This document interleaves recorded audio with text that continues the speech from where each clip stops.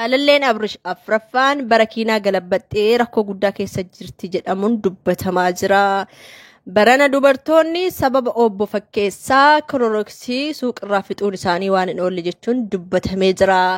Sababa kanaaf kororoksiinis qaala'uun isaa waan hin oolle jechuun sodaa guddaa keessa galanii addee Immaa Mishaan gabaasanii jiru. Kuni hangafoota oduuti. Itti aansuun zirzaaree oduutti darbina jedhanii jiru.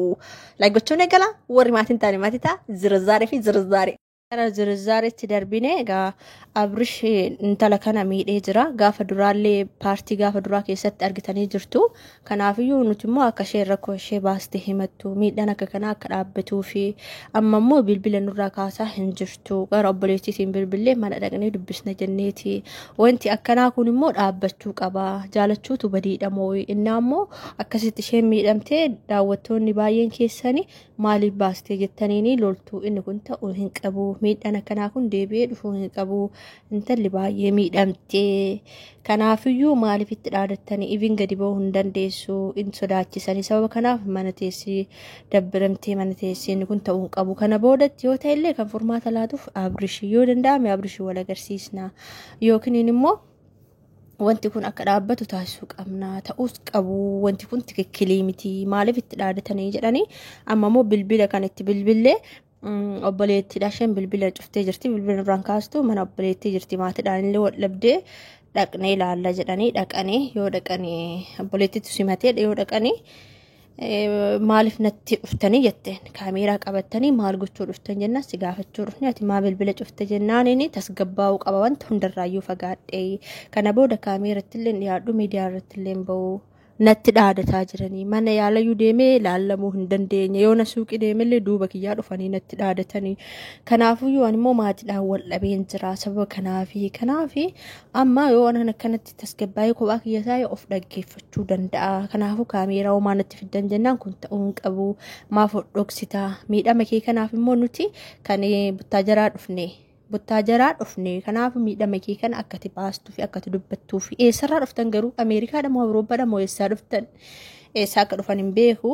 Haala dubbii isaanii keessatti nuti sababa keetiif Buttaajaraa dhufne kanaafu kun ta'uu hin qabu. Eenyu jala hanga yoomitti dhokatta inni kun immoo furmaata argachuu qaba. Ati immoo miidiyaa irratti baastee wanta jiru hundayyuu himachuu qabda. Odeessoonni immoo kanaaf maaf himattedhanii warri itti dhaadattan warri si waa jettaniin ta'uu hin qabu isiniin jedhanii jiru. Ojoo isinirra ga'ee yoo rakkoon kuni tokkoon keessan ojoo isinirra ga'ee yoo amma ishiin illee kaameeraa duratti illee dhiyaachuun barbaaddu of dhaggeeffachuu barbaaddi jechuudha. Kanaafuu of dhaggeeffachuu barbaada. Maalirra deebitee of dhaggeeffachuu barbaada jettaa jennaan of dhaggeeffachuu barbaada. Ishii ati kan miidhamte sababa Abrishii fi miti jennaan maqaa isaanitti hin dhayinaa. Garuu amma kophaa kiyya ta'ee of dhaggeeffachuu qaba. Ani hin barbaadu. Kaameeraallee akkanatti qabatanii dhuftan hin barbaadu akkana dubbistan illee hin barbaadu sababa kanaan illee maatii kiyyaa wal dhabe ani kophaa kiyya ta'ee of dhaggeeffachuu qaba. Fuuldura kaameeraatti viidiyoodhaan illee ba'u waan tokko yoo dubbadhu natti dhaadatamaa jira. Kanaafuu hanga sodaa kiyya keessa galee jira mana yaalayyuu deemee laallamuu hin dandeenye sodaatte jechuudha ka jennaan narraa gadi baa jetteeni narraa gadi baa nuti siif jecha dhufne Buttaajara. Rakkatan warra deemaniif kun loorinta rakkoo kana keessa himachuu qabdadhani rakkoon akka kanaa deebi'ee akka hin dhufne ba'uu qaba. Tikikkiliidha. Gurbachi miidhe kuni maalaa godhura miidhee jira jechuudha. Jaalachuu isheetu badii.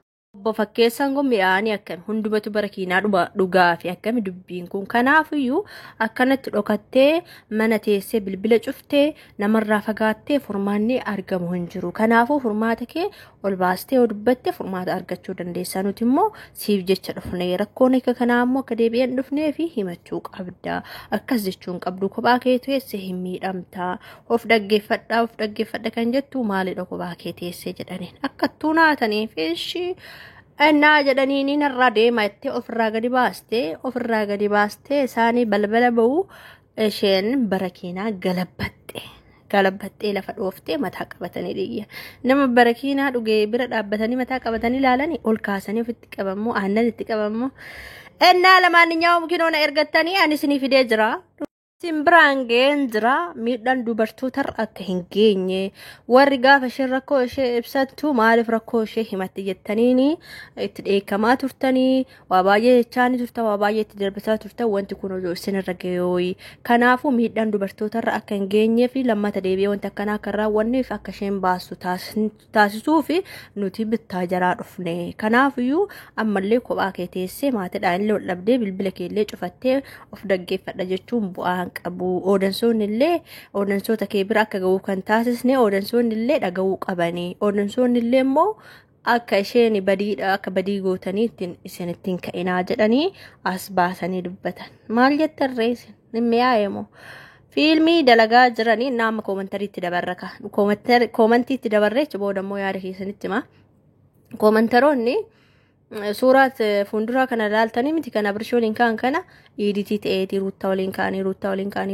kaan jedhan baay'een isaanii hin beekan suuraa yoo guyyaa kam akka kaan ruutta waliin akkasina ruutta waliin kan kaan EDT ta'eeti jedhanii naammoo akkaataan hojii isaanii hundinuyyuu waan manatsiin dubbatti akkaatuma natsii gaafa natsiin barakiinaa dhugdusa viidiyoo ishii yaadattan miti ishee mana seentee achi boodatti ishee isaanii gadi ba'uu ol deebitee barakiinaa dhugdee natsiin summii dhugdee achitti lafa dhooftee gaggabdee achi mana yaalaa geessanina isheen illee obboleettii biratti baqatte hundumaafuu kun fiilmiidha malee dhugaa miti isiniin jedha kaanis naaf dinnaan isinii fideen jira yoo barbaadda yerootti aanullee maalirra ga'uun finnaa abrish biraan geenya jedhanii jiru abrish biraan gaafa geessisan laallakame abrish biraan geenya maaliif itti dhaadachiisaa dubbii kana furmaata kan laatu abrish jedhanii yoo fideettan isinii fida kutaatti aanullee rakkoo minimii shakkin jedhina rakkoon qabuun isinii fida innaa akkasiniin jedha natsiin illee bakka deemtee deebitee jirti baay'ee gammaddee jirti hangoonaa bilbila kiyya hin laalle jettee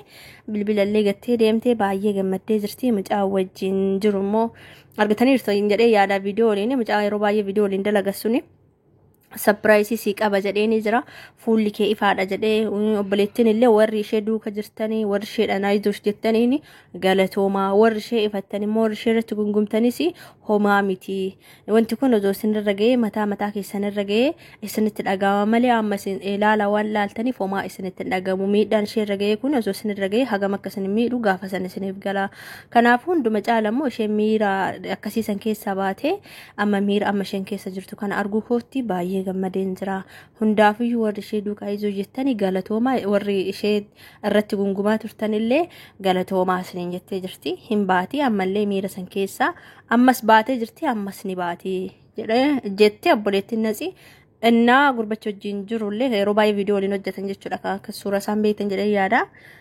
surprise si qaba jedheeni bakka garagaraa fudhachuu da fakkaata hundaafuu ishee miira san keessaa baatee har'a immoo galgala suura abrish yeroo awwaaltu viidiyoo fidaa jirti fakkaata galgala fidaa jirti fidee dhufeetti viidiyoo sananuu hanga laalutti ariifadheera eessatti awwaalti garuu naanti lafa qotti argitaniirtu footoo ishee gaddiste tokkodha yaadannoo awwaalaa jira jettee boolla qotaa jirti isallee isinii fidaa viidiyoo garagaraa isinii fidaa ani rakkoon qabu waan isin jaalattanidha laayik gochuu hin dagatina maatii warra hin taane maatii ta'a wantoota haaraa baay'ee wanti isin jaalattan isinii fida maatii ta'an isiniin jedha baay baay